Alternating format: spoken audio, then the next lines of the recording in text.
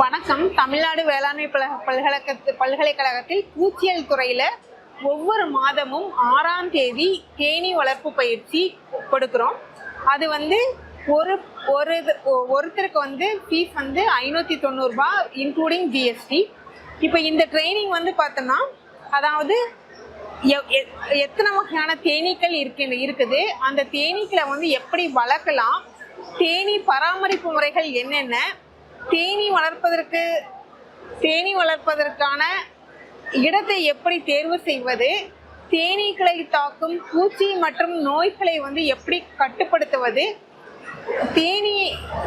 தேனீக்கள் தரும் பொருட்கள் என்னென்ன, அது மட்டும் இல்லாது இதை எப்படி ஒரு தொழிலா இதை செய்யலாம் அப்படிங்கிறத பத்தியும், இப்ப இதனால எவ்வளவு செலவு மற்றும் வருமானம் இருக்கும், எந்தெந்த சீசன்ல எந்த வகையான அதாவது இப்போ எந்த வகையான எதர் இப்போ பார்த்தீங்கன்னா போலன் கிடைக்கும், இல்லைன்னா அதாவது மதுரம் கிடைக்கும்.